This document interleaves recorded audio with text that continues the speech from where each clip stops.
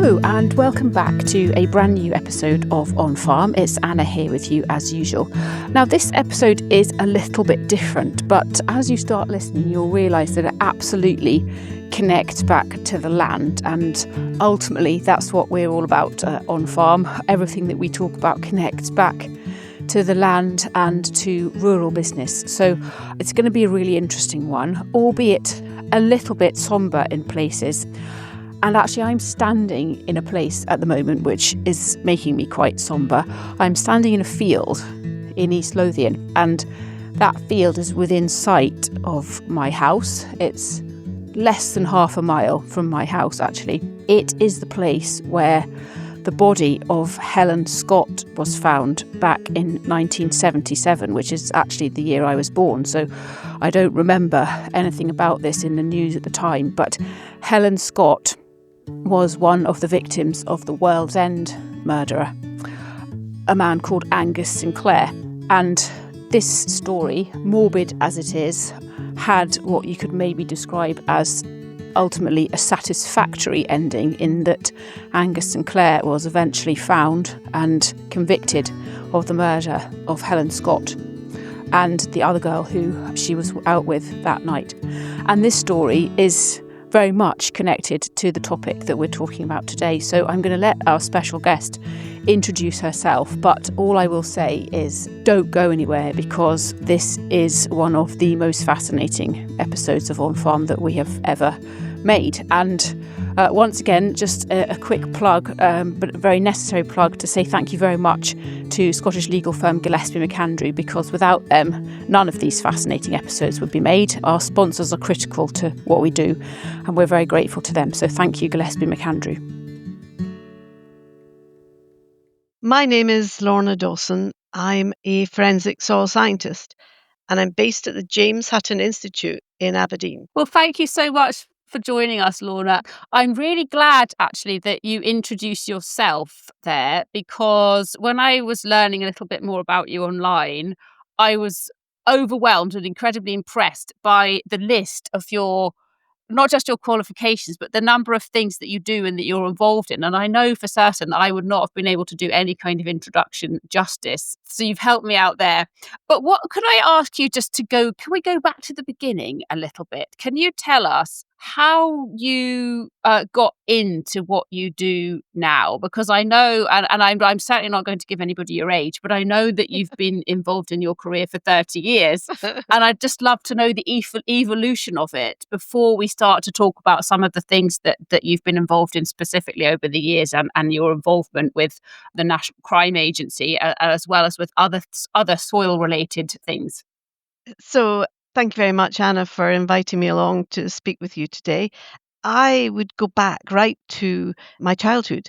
That's when I first really developed a love for soil and the environment. I was a farmer's, well, I am a farmer's daughter, and I grew up in a farm in Angus. And often we would go out and explore the fields where we were growing different crops, and particularly potatoes. My father was a potato merchant and farmer, and he used to take me around to the different fields, and we'd see how the different varieties of potato were responding to the different conditions, the different textures and fertility of different soils. So even when I was about 4 and 5, I was starting to feel and smell and really get to grips with what different soils were. Also, my mum used to take me out to gather, and I dare say that because you wouldn't do it now, but to gather and press wildflowers and make a little book and identify them and take them along to the local shows. It was such great fun. And I think that really embedded the love of the land in me. And indeed, my brother and my nephew and nieces are still farming to this day. So it's lovely to have that connection with the land. Absolutely, yeah. But I wonder, though, as a small child, you probably didn't realise the scope involved in soil science? You know, you had a fascination, but how did that fascination then kind of manifest itself? How did you realize that actually this could be a career? It's not just something I'm fascinated by, but it could be a career. Because I think that's often interesting, you know, nowadays when we're trying to show young people the breadth of different careers that aren't necessarily pure farming, but have got a connection, you know, in your case, quite literally to the land. That's absolutely exactly why I do some of the engagement work that I do, because I think it's so important, whether it's working with school children to give them a appreciation and understanding of where their food comes from. With 90% of the food that we eat coming from soil, we have to value that soil. We have to protect that soil. And if children understand that one of the three essential items, food, water, and shelter, is reliant on us having these healthy soils, then they might better understand why it's important to eat good and healthy food. And also the air that we breathe and the water that we drink, it all is dependent upon that soil that is our surface skin that protects us is healthy and in a good condition. So that also to university students, and they often say, um, what should I study? You know, what should I choose? There's so many choices of subjects now to do. And I would say to them, as I did, and I was fortunate that I could follow what I enjoyed doing. And in a strange way, I think that lets your path meander. You cannot have predicted what your career path is going to be when you're 17 or 18, and it evolves depending on what happens in life and what opportunities arise. And I would just say, go with your gut feeling as to what you enjoy doing, and I'm sure you'll Mhm. do it well. Totally, totally. So what was that journey then from being a small child out with your parents? And I love the flower pressing thing, by the way. My daughters and I did that in lockdown. It reminded me of doing it when I was a child, and it was, yeah, it was just really good fun and a bit of a learning curve for them as well. But what was that path then from being a young girl outside with your parents through to actually, you know, your first job within soil science? Well, following the direction or the influence of particularly my geography and my chemistry teachers at school, I went to study geography and geology at Edinburgh University. And so Hmm. Edinburgh is my alma mater. And while I was here, in a strange coincidence of circumstances, the two girls, Helen Scott and Christine Eadie, were murdered. That's the World End murders that you're referring to, isn't it? That's as it's referred to in the media. Exactly. It's the World's End Murders. And Mhm. I was here at the time, and I remember that fear, that frisson that people had. They Mm. no longer wanted to walk home at night to their student digs, the fear of going out on their own. So it really changed the mindset. And for many, many years, that crime was not solved. And there still was a fear. And I was the country girl that had gone to the big city. And it really did take the edge a bit off my experience of living in a big city. But I still enjoyed Edinburgh. It's still one of my favourite world cities. Yeah.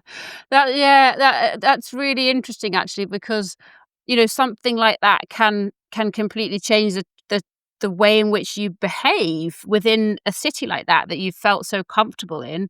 And the whole city would have been thrusted, particularly for young women, would have been thrust into that fear. And it was actually, yeah, there was the year I was born, actually. So I have no recollection at the time of this happening. But since being married, I have had conversations about it because actually this is a horrible coincidence, really. But the body of Helen Scott was found in the field of our next door neighbour, so I can see that field from here. And my husband's sisters were young girls at the time and presumably had therefore the same types of fear. And I imagine that their parents very much did, that you had of this knowing that there was a predator or a monster out there, and the fear then transcending across to everybody else must have been a horrible time. But it weirdly inspired your career then, I presume. Well, maybe over 25 years after that, I got a phone call from the National Crime Agency to say, is there any way that with the techniques that you've developed at the James Hutton, it was then the Macaulay Institute, are there any ways that you could perhaps look at soils that were recovered at that time in the 1970s, late 1970s? Could you still look at these soils? Are there any techniques that you could use that could help that investigation work out where the girls had been? And of course, during that period, there were great advances in forensic science. DNA was then available. The DNA database was available. So the developments ensued that they could identify a suspect, or indeed a couple of suspects, but there wasn't enough evidence. And so there wasn't enough evidence that uh, they could be properly tried. So this was a reinvestigation, and it was the very first change in the double jeopardy legislation in Scots law. And it was the first Oh, case. yes. And there were two items of new evidence then. 2014, I believe the trial was. Forgive me if I've not got the right year. And it was in Livingston Crown Court. And in the years leading up to that, obviously there was several years of work in looking at the samples, examining them, deciding which ones were suitable, carrying out analyses, going back to that exact same field, exploring the road up to that field, taking samples very carefully, as in the protocols that we've developed over time that are robust for the criminal justice system. And thankfully, because of the work of the scientists at the time, Lester Knibb, I remember him very well because he was still working. It was in Lothian and Borders Police at the time. And he had retained those samples, and they were immaculately labelled, preserved, recorded, so that I could safely look at them many years later. So they still had the integrity that they could be looked at, examined, and the chain of custody was robust. And there were two items of evidence that allowed it. You've got to have two independent threads of evidence to allow it to be considered for a retrial. And one of them was work from Cellmark Forensic Services in England and Wales. So we do some soil work for them as well as soil specialists, but their biologists were able to take the ligatures of both girls and able to use what is termed a crime light. So it's a specialized light source that shows up where the DNA traces are on the object. So it's not just whose DNA is there, but it's where has that contact been made with that person. So in this case, there was the DNA of Angus Sinclair on the underside of the knot of the ligature. So they were able to opine that that was likely, this was a position that could only have been transferred through the tying of that knot. And the second thread was the soil evidence that I was able to establish through miniaturized techniques that myself and my colleague, particularly Bob Mays, we worked in the laboratory for years to test and apply it, to test it, build up a database and miniaturize it, that we could work on these very small aggregates that had been recovered from Helen Scott's feet. And what we found were that there were several sources, the two main sources being the soil that was in the field where she was found with the winter wheat. And indeed, we were able to show that it was the same variety. And again, I was able to discuss with my colleagues at SRUC, who have the crop database of different varieties, and we were able to show it was the same variety there on her feet that had been growing in that Wow. field. So the multiple threads of evidence, she'd stood there, but she'd also stood in the grass verge. So that allowed the advocate, the prosecutor, to adduce that she had likely been walked to her death from the parking area on the track through the grass verge and walked to her death in the field of winter wheat. My goodness. Wow. So, and for me, the thing that's most astounding, although perhaps not for you as a scientist, but is the time lapse here. And yes, kudos to the people involved at the time who, as you say, had been meticulous in preserving the integrity of the samples. But actually that, even all of those years later, you were able to discern the variety of wheat. I mean, that's just, for me, as an outsider, that's just mind blowing.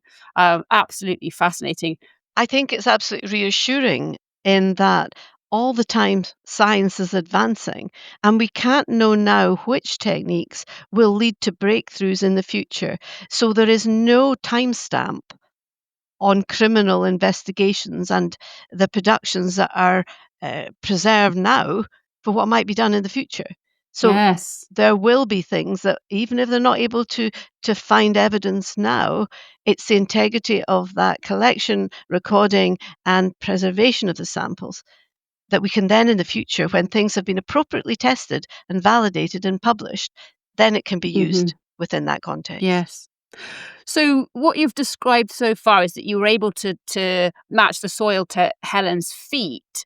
How did the soil analysis help to lead to the conviction of Angus Sinclair then? Was it also proving that he had been in exactly the same place as her? How did that come about? Well, that's a very interesting point, and it's the combination of the different threads of evidence that is put together in securing that case. So it's securing the what happened scenario. So where and when could he have carried out the act of raping and murdering the two girls? And it was interesting that he did not give a comment. It was a no comment when asked in questioning what he did. And he said, no, no comment. I was miles away fishing. I had nothing to do with it. Was my brother in law. The alibi was that it was his brother in law that had carried out this murder, not him. But they were able to put together, because of semen that was found on the underside of her jacket, that the biologist could say it must have occurred within a very short period of time. And the fact that he said he was hours away fishing, and the fact that she was alive at the time that she'd walked to her death, allowed them to say that his alibi could not hold out. And the jury, they accepted that. So it was a combination of the soil science and the timeline that really it was able people were able to determine the sequence of events and where he had been or not been. Yes, there was no alternative proposition. There was no alternative explanation that he could give that could Hmm. otherwise accept that the combination of the evidence that was presented in court. Wow. Yes. Amazing. And so really it was the new ligature evidence which you mentioned, and then your soil science evidence. They were the two pieces of new evidence that effectively secured the convictions. Well, they secured the trial. They allowed the double jeopardy ruling to be relinquished and allowed the trial to go ahead for the second time. In the Yes. before that, no one was allowed to be tried twice for the same Yes. case.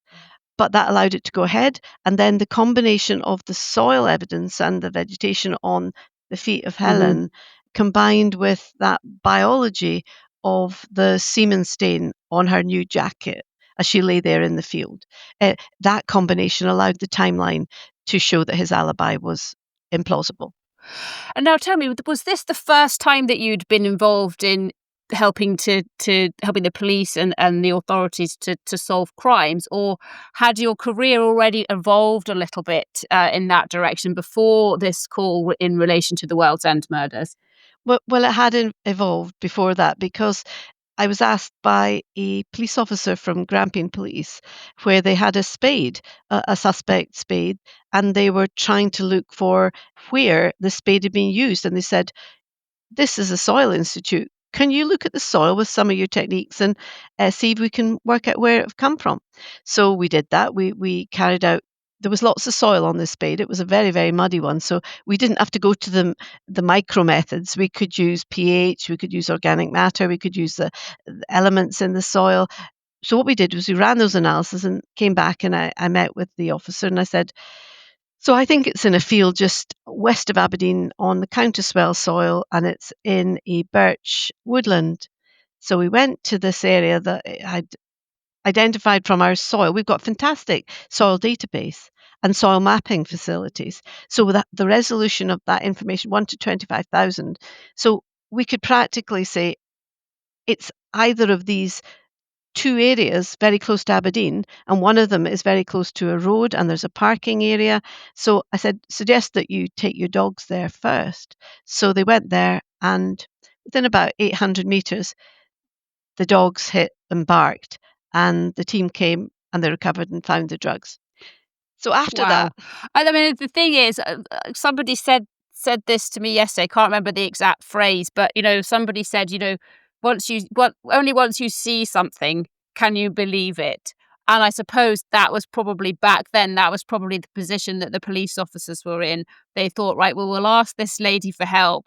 But then, what you did was 100% led them to see the effectiveness. And I imagine you were probably busy enough as it was, but I imagine that phenomenal success then led to more and more requests and becoming busier than ever, did it? well, interestingly and so powerfully, it led to the National Crime Agency approaching me and saying, "Look, we really need to try and get some funding that we can test these methods so that we can test them on small samples." So the type of samples we get are, you know, a little grain of rice rather than, in the case of the buried drugs, it was a cupful of soil. So that was relatively easy. You had a full choice of methods to use. So what we did was we applied to, it was the Engineering Physical Research Council, now part of UKRI funding, along with the then Forensic Science Service, along with the NCA, along with several colleagues across the UK. And we got a grant. We got a grant for 4 years to take samples at mock crime scenes across down in England, sites as well as sites up in Scotland. And we tested out these methods. We miniaturized them so that we could have confidence that they were reliable and robust when applied to very small samples. And then we ran mock test case examples of an area in a woodland in Edinburgh, an area in Aberdeen, an area in Milton Keynes. And we could actually show that in all those cases, we could link back the soil from the footwear that the test suspect had walked in. We could identify exactly which part in that park that they'd walked. So this was a proof of concept, and then we published the papers. And then I think it was first in North Wales was the first time that I presented that in court, and then in Cardiff at a murder trial. And then since then, there's been, yeah, over 100 cases. Yes. Oh my goodness. We have many farmers who listen to this, so I'm just going to reassure them that I am going to move on from the criminal side of things and talk to you about the other side of your job, because that's probably what they want to hear. I studied criminology at university, so I could talk to you all day long. I should say, Anna, that actually one of the other sides of this is that we use these same techniques and analysis methods. So we also work on context in civil law. So if a farmer gets their field Hmm. contaminated by misapplication of fertilizer or sewage sludge or digestate, we can identify that to source. So it can be used as evidence in litigation for such crime and also rural crime. It's sadly on the increase, and we're working with Police Scotland and, for example, Scottish Power to help secure their sites because criminals are now going for the metals and they're going for quad bikes. They're stealing all these things. And so farmers are having to put up more cameras, security. But another tool in the toolbox in the fight against rural crime is soil and vegetation that could be transferred to their vehicles in the commissioning of the crime. Hmm. But all this started by an understanding of soil and how you measure it, how you characterize it.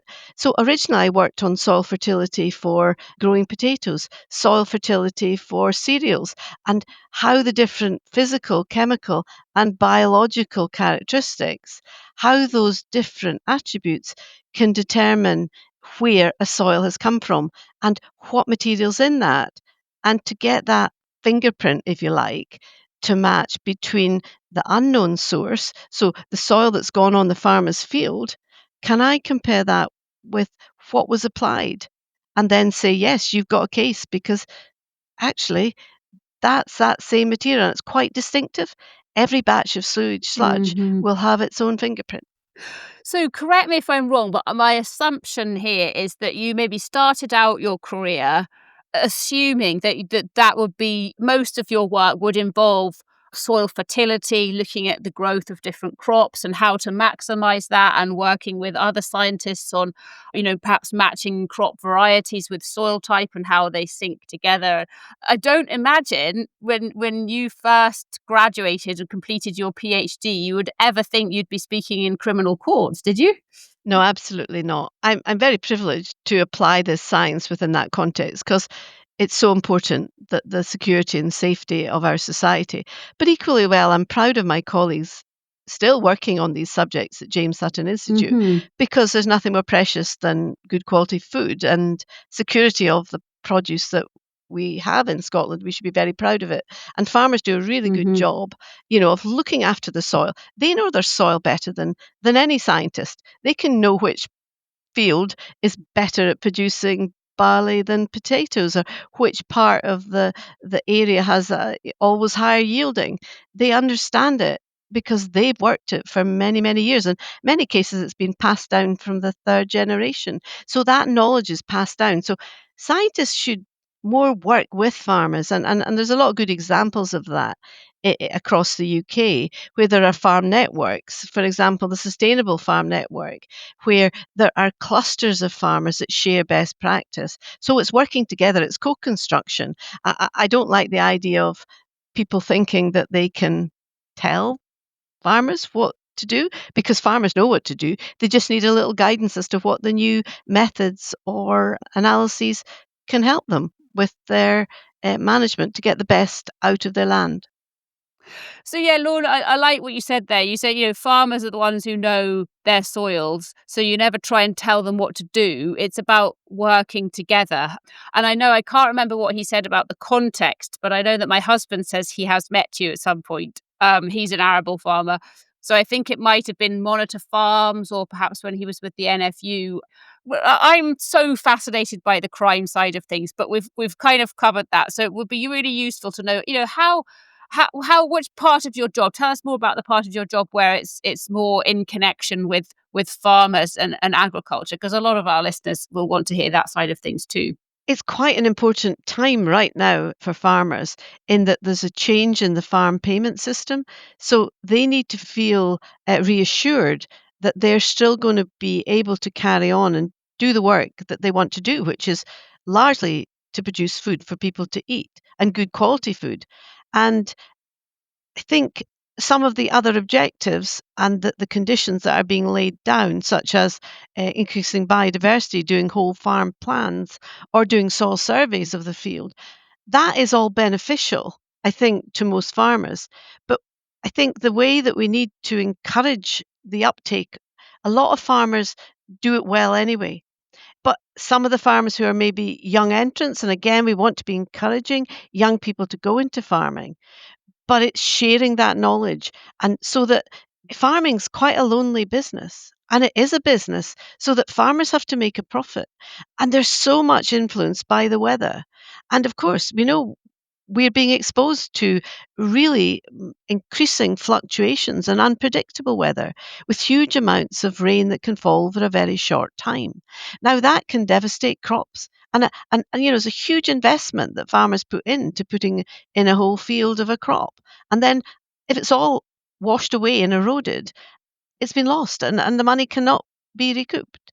And that business, therefore, if it gets a few hits like that, it's very difficult to sustain it. And also the issues of lone working, family working, pressures, the mental health pressures that are on farmers now is incredible.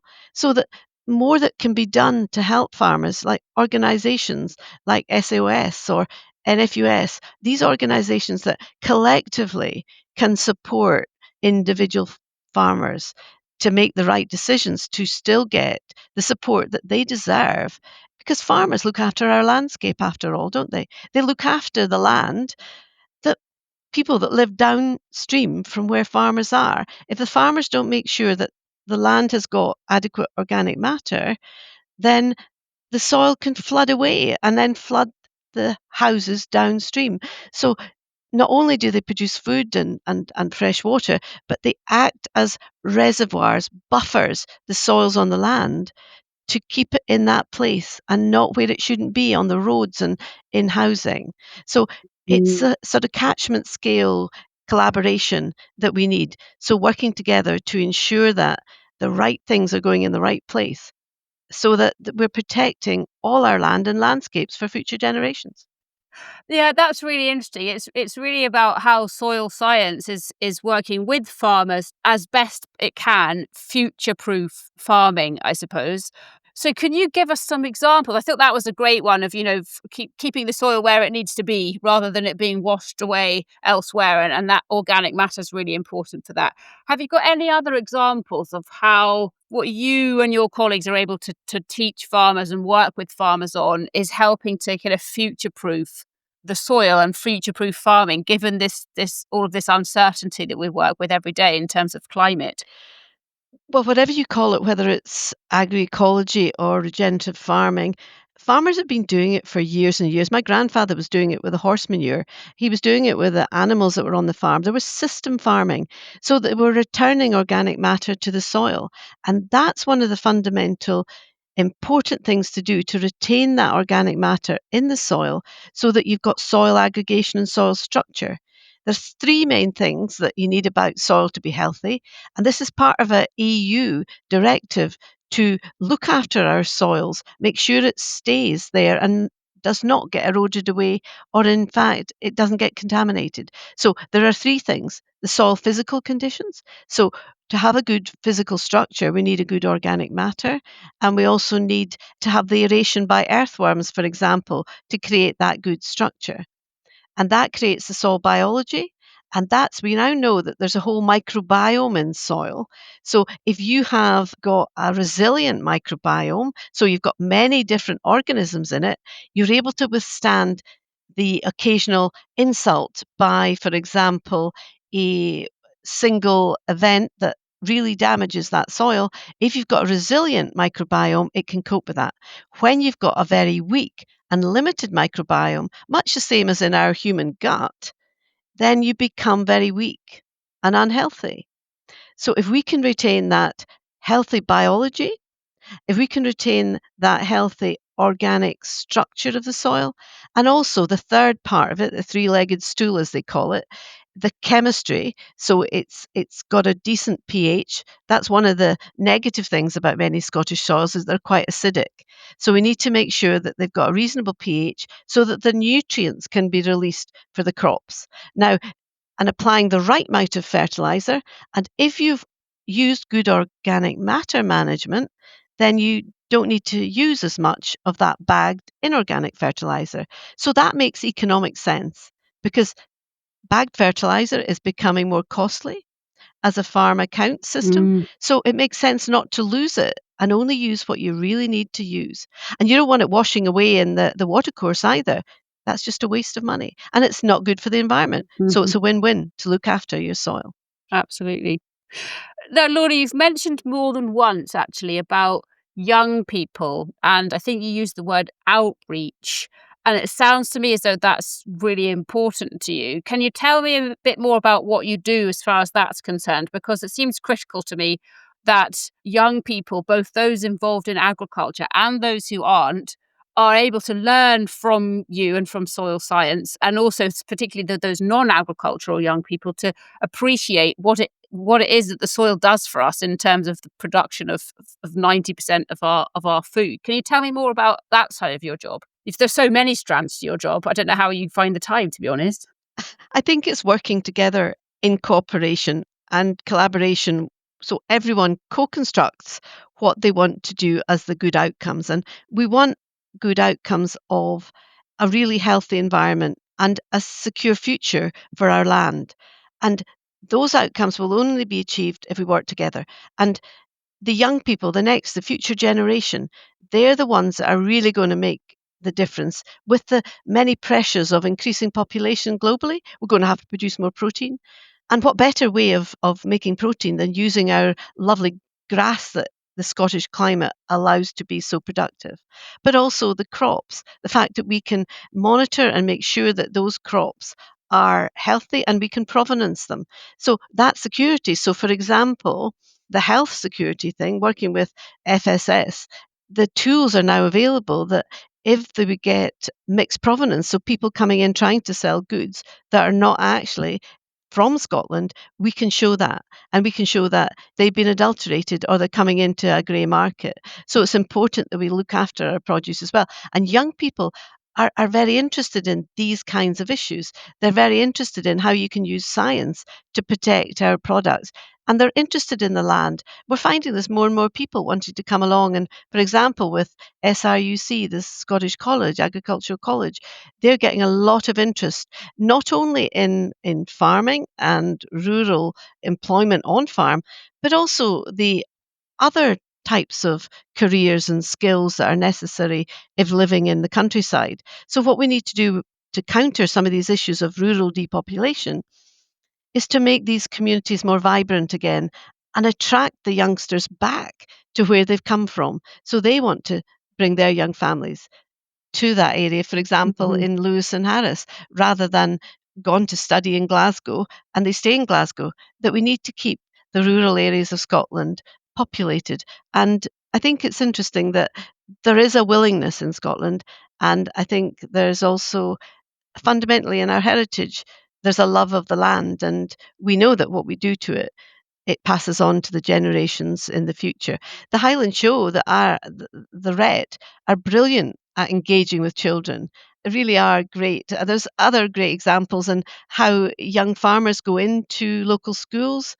And we work with science centres as well, and we introduce soil as a topic there, and also community growing areas, allotments. These are great places where people can see just how food is produced. I was shocked the other day when someone said that it was somebody from potato industry, and they said that 40% of young people in a survey thought potatoes grew on trees. I was quite Oh shocked. my Yeah. word. Yes, goodness me. I'm a trustee of RET actually, so I'm always grateful to people like you for giving them a free plug. Thank you. And they do amazing things, but nevertheless, we as trustees and everybody at RET is fully aware that there's a long way still to go in terms of awareness. But that was really fascinating. I think I might have just found a career for my younger daughter actually. She doesn't want to be a farmer, but she's fascinated by crop production. And she was just telling me last night how science has become her new favorite subject at school. So I'm thinking she needs to come on work experience with Lorna Dawson and then make that a career. I've got two more questions before I let you go, if that's okay. One, you've just got me thinking. Actually, you were talking about potatoes. I'm curious. I just don't know the answer to this question. Can you, as it were, work backwards? So, if I gave you a potato that had been grown in Germany, for example, is it possible to work backwards? Could you say to me, no, no, no, no, that potato is not a potato that was produced in Scotland, or does it not work that way around? Yes, absolutely. We could take that potato and there'd be multiple strands of investigation that we could do. First of all, we would look to see if there was any trace material on the skin of the potato, and we could work out, analyze that, and see if the minerals that are there and the organic materials that we find there are they found in the UK and particularly in Scotland, or are they not? And are they more akin by checking the databases once we get the values of whether they're consistent with coming from Scotland or they're consistent with coming from Europe? And we can use things called isotopes, which reflect the isotopic value of the hydrogen and oxygen. Your daughter will love that one. So that geographically we can tell you which region of Scotland it's come by that isotopic value. And that's in the water in the potato. But also we'd work with the plant geneticists, and they would run the DNA of that potato and tell you exactly where it had been bred. And from that, you'd be able to say where its mother parent line had come from. And again, that would help be another thread of Oh. working out where it came from. Hmm. Phenomenal. So you are helping to convict criminals, helping with yield and food production, but then also protecting provenance at the same time, because you can spot an imposter, a food product from a mile away. So I mean, the contribution that you and your colleagues making to society is kind of mind blowing, if you ask me. But I would say, Anna, it's all a team effort, and there's a whole range of different experts involved, and it's not only myself, but it's other experts in Hunt and Dundee who have got all that with the Centre on Potato Expertise, and the fact we've got genetic materials are way back to the origination of the potato. And we work with RBGE in Edinburgh, who have also got expertise in potatoes, SRUC, the Row about the nutrition, and Morden as well about animal vaccines, and BIOS, who deal with the big data. So collectively, those Scottish Government research institutes, hopefully, I think Scotland's a great place for that, because we've got that collective that can hopefully put that expertise for science to help find out exactly what happened and where something came from. Definitely. I think I know the answer to this question, and I think it's a positive answer, but I just want to be sure. We talk a lot in farming circles about succession planning. So I presume that you have thought about it in terms of your career, because at some point you want to retire and put your feet up. And I'm just hoping, for the sake of the Scottish agricultural industry, as well as for the sake of the police force and the criminal justice system, that there are plenty of people coming up through the ranks, are there, behind you, who will be able to continue to deliver some of this good work in, decades to come. Is that the case? I hope there's resilience there in the knowledge and the database, and the fact that we accredit these methods. So it's not just one person that can run any particular instrument. It's the standard protocols. And I hope there's enough interest, and it may not follow on in the same way that I do my particular work, but in some shape, I hope it carries on for the future and security of Scotland. Oh, definitely.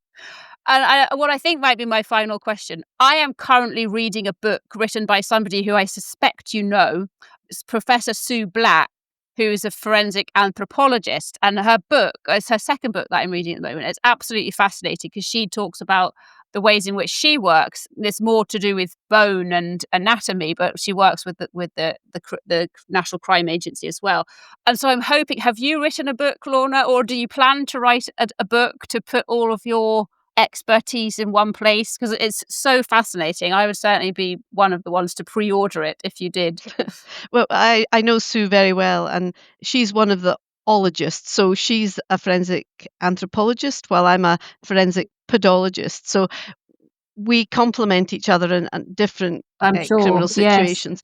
But as to writing a book, well, I'm still working within the criminal justice system, and maybe when I retire, then I might think of doing that and putting some of my experience in writing. But I'm far too busy right now. But maybe in the future, I'm who sure. knows?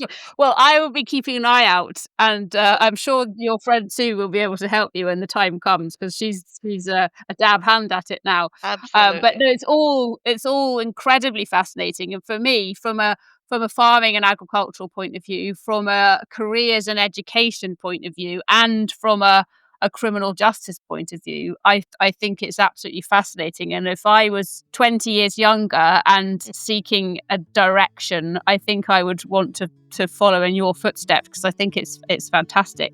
So I shall encourage my daughter to do it instead. Oh, that's lovely. Thank you so much, Anna, and really a very much pleasure to be with you. So there we go. That was Lorna Dawson, and that was incredibly fascinating. And I think I said in the episode, I'm hoping I found a career for one of my daughters, because maybe it's just me living vicariously through them, but I would have loved a career like that. Not that I don't like my career, and I love, in particular, presenting OnFARM, but I am fascinated by crime, and I think Lorna's career trajectory has been equally fascinating. So great episode there, and thank you very much to Lorna giving up her time. And thank you again to Gillespie McAndrew, Scottish legal firm Gillespie McAndrew, who are our sponsors this autumn.